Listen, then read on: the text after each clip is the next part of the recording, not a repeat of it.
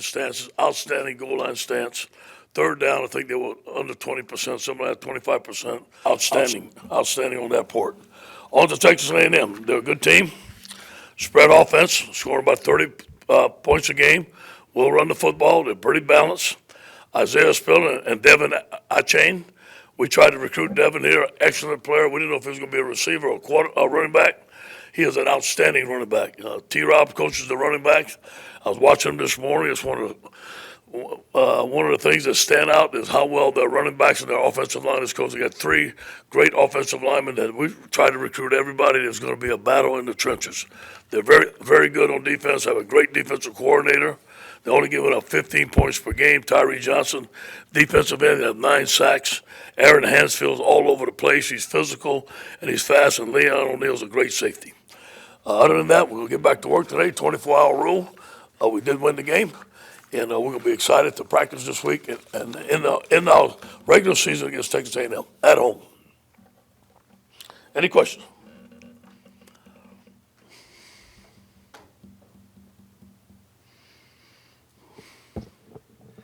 You kind of had to answer this question a lot recently, but obviously last home game in a place that you've always wanted to coach in the stadium. Do you go about this weekend, do you try to savor things a little bit at a time, or how do you just kind of approach this week for yourself? Yeah, with me, it's always been about the team. The 19 seniors, their last home game. So I want to think about them first. I want to send them out the right way. I don't think it's going to hit me till the end, and I really don't think that way. But I am appreciative of the time I had here. A lot of great days. Coach, I guess this is the third time since you've been here, whether it's a D-line coach, interim head coach, or now that entering the LSU A&M game, there's been a lot of talk about who the head coach is going to be, and Jimbo Fisher being connected to that in some way as well. I mean, is that ironic? Have you thought about that, or? No, I'm used to it.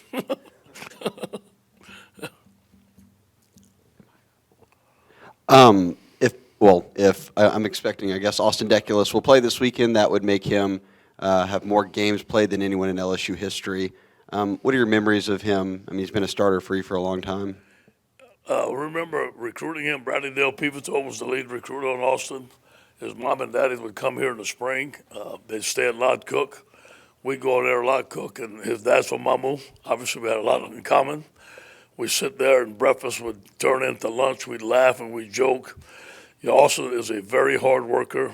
He's a great player. I think he started his first game in the Swamp as a freshman when we won.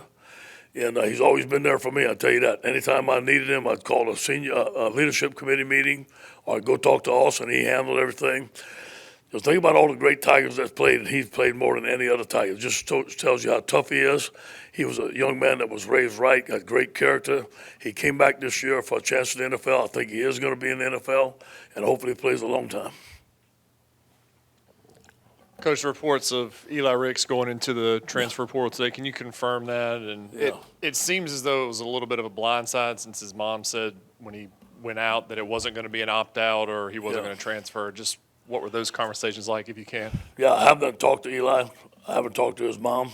I heard the same reports. I guess they're true. I don't know if they are or not. Coach, could you speak on how you've seen Micah Baskerville grow over the years? Michael, we recruited Michael at Evangel High School.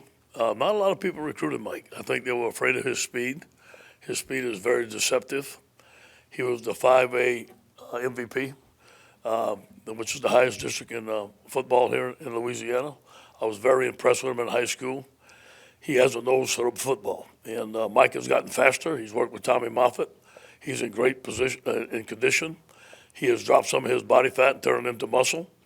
And I think, Michael came back to have a great year for the team and also to be an NFL football player. I do believe he's going to fit in with some of the linebackers that we had that played late, like Duke Riley and those guys who can go into the NFL and play for a long time. Just injury updates this week. Sage Ryan, where's his status? And Mason Smith, do you think you might still be able to get him back for this game? Yeah, I think we're going to get Mason back. In fact, he ran out of the field at halftime against the last game. I said, you can run, you can go put your uniform on. He laughed. But I think we have Mason back. And I think we have Sage Ryan back, but he fell sick again today. I think he's a missed practice because he felt sick, but hopefully he's better towards the end of the week.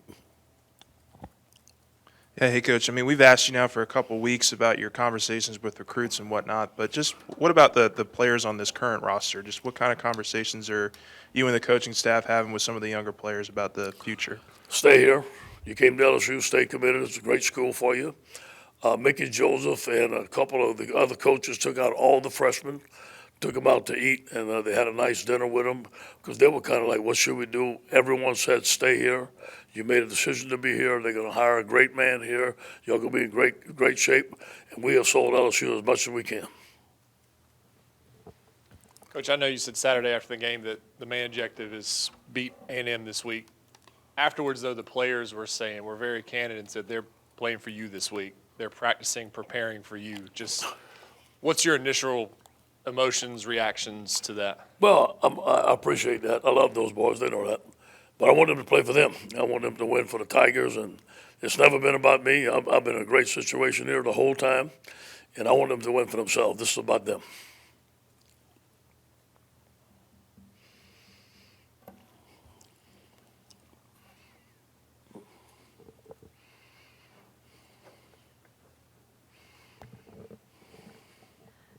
Even if you do lose against A&M this week, there's still a chance that y'all could play in a bowl game with 5 wins. In that event, would you still coach the bowl game or have their conversations on that? Yeah, that's a good question. I'm going to talk to the administration. I don't know what's going to happen. We're going to have I want to be on the same page. I want to leave here, make sure everybody's clear. When I do leave, I did the utmost I could for the LSU Tigers. And if we do go to the bowl, I need to talk to the administration. We need to have a conversation to see what's best for the football team. Just to follow up on Austin Deculus, over his time here, y'all have had a lot of different players come in through on the offensive line. How valuable has it been, at least for the last few years, to know, okay, at right tackle, we have this guy? Not only that he's at the right tackle, he's the right tackle of a championship football team. Players listen to Austin, and he's a great leader, so it's been invaluable. And there's no way I ever took him for granted. I know that some days at practice, he misses very few practices. When he's not there, there's a different atmosphere in practice. Austin's a leader. He's kind of a jokester. Everybody likes him, but he's hard to miss. He's a big man, and so he's been invaluable for us. Coach, after the game, Damone Clark was saying that defensively he wasn't quite at their standard, even though obviously he held them to 14 points. Was that just him being hard on himself, or was it the yardage or first downs or anything like that? He's being hard on himself. I think we missed some plays. We let him run the football. We missed some gaps. We missed some coverages. We missed some sacks, stuff like that. We had a good game, not a dominating game, but that's good because their expectations are high.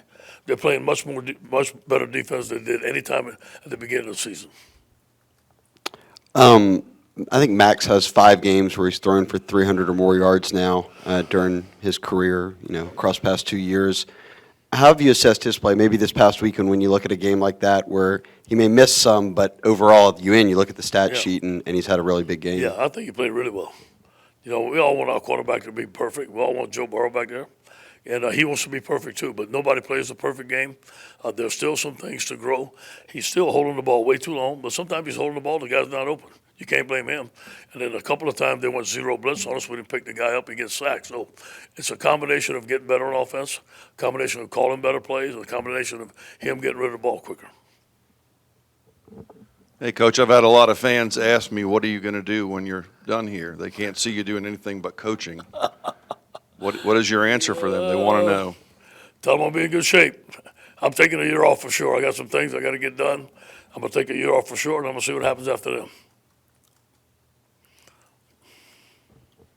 Coach, what do you think the senior classes learn about life lessons in terms of, being at the top of the mountain and going through some struggles the last couple of years? Invaluable. After you win a championship, everybody puts their fingerprints on that trophy, and everybody's head gets a little bit bigger, and you forget how you got there. The reason that team became a championship team because they had great assistant coaches, they had great players, and the day after we lost to Troy, we decided we ain't going to be in that position again. And I believe that's when that championship team started, the day after we lost to Troy. We went to beat Florida there, and we kept on. We went to a bowl and won a bowl, and then we had great players, we had great leadership. You cannot take nothing for granted. But life's going to throw you a bunch of curves. I tell our guys that. It's not what happens to you, it's how you react. I think these guys, this team here, has learned how to fight through the end, through adversity. No matter what the circumstances are outside of you, you got to get up in the morning, you got to decide to fight. This team has done that.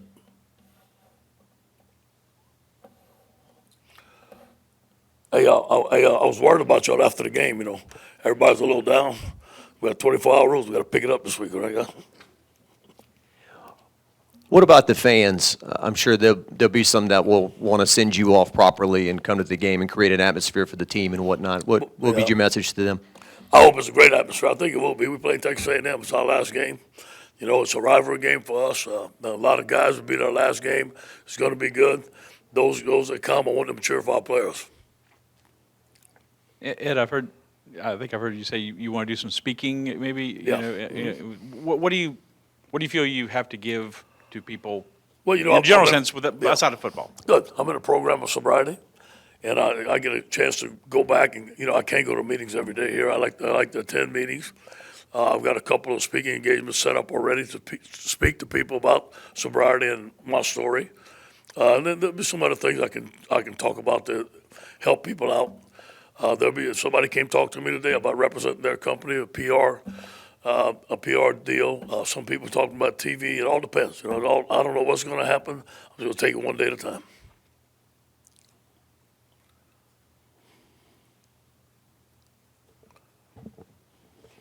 Coach, I know you have Texas A&M coming up, but have you thought about the message that you're going to give to these guys, when you are done here?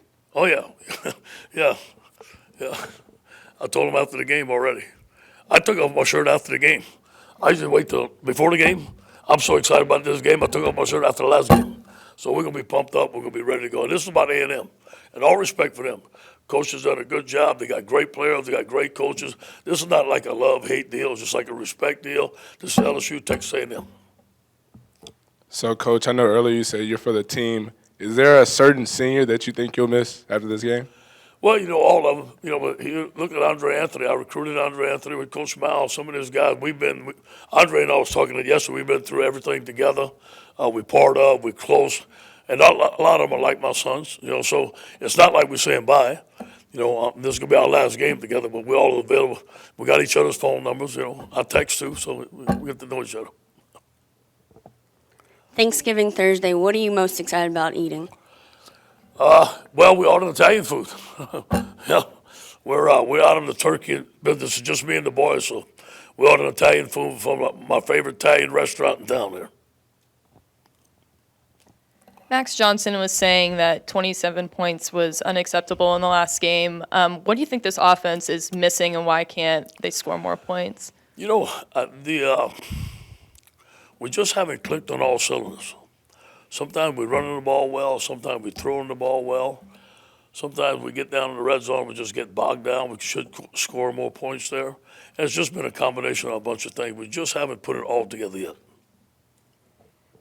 Coach, for years, LSU couldn't find a guy to kick the ball into the end zone, and Avery Atkins comes around, and it's almost taken for granted to an extent by some people. And the grades he makes in school and everything, it just seems like he's the consummate athlete. I'm glad you brought that up. Avery has been invaluable to us. You know that Sam Nader coached his father, and that's how we got to know Avery Atkins. And, Coach Greg went and recruited him. He came here and walked on. Great young man, great student, wears the number 18. Almost guaranteed the things going through the end zone. We're starting on the 25. And by the way, his pass was on the money yesterday. If John Trey wouldn't have fell, I think he'd have got it. But he brings a lot of stuff to the team. I heard him speak at one of the events this summer. The guy is very, very intelligent. I think he has a bright future ahead of him. It may be hard to sift through it all now, and maybe you'll do more reflecting, once y'all have played the games. But when you look back on your tenure, what are you going to remember most about being the coach at LSU? The day-to-day basis, the excitement to come to work, seeing the players going out and recruiting, coming down the Tiger Walk, the 2019 season, the getting the big recruit, going out there and competing. with all the coaches and all the players we've been through, has been phenomenal.